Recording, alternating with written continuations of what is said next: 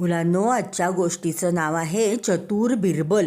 एकदा काय झालं, अकबर बादशाह आणि बिरबल रपेट मारण्यासाठी घोड्यावरनं जंगलामध्ये गेले होते बरं का. ते जंगल अतिशय घनदाट होतं.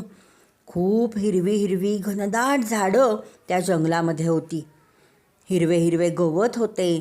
तो सगळा हिरवा रंग, त्याच्या अनेक छटा पाहून बादशाह अतिशय आनंदी झाला. बादशहाला तो हिरवा रंग खूप आवडला. उन्हाचा एकही किरण त्या जंगलातील जमिनीवर पोहोचतच नव्हता. इतका तो घनदाट हिरवा रंग पाहून बादशहाच्या डोक्यामध्ये एक कल्पना आली बरं का. बादशाह बिरबलाला म्हणाला, अशा या जंगलामध्ये हिरवा घोडा जर रपेट मारण्यासाठी मिळाला तर काय बहार येईल बरं, तर फारच मज्जा येईल. बादशहाकडे बिरबलाने आश्चर्याने पाहिले. बादशाह म्हणाला, बिरबला, 7 दिवसाच्या आत मला तू हिरवा घोडा आणून दे, आणि तुला नाही मिळाला तर मला तोंडही दाखवू नकोस. बिरबलाने आश्चर्यचकित होऊन बादशहाकडे पाहिले आणि डोळे मिचकावले बरं का. हिरवा घोडा, हिरवा घोडा तर मुळी कधी नसतोच. हे अकबर बादशहाला सुद्धा माहीत होते आणि बिरबलालाही माहीतच होते. पण बादशहाला बिरबलाची मुळी परीक्षा घ्यायची होती.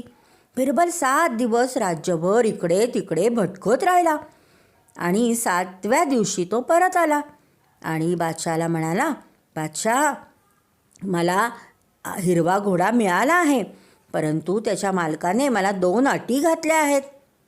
बादशाह म्हणाला, कोणत्या आहेत त्या अटी, सांग बरं.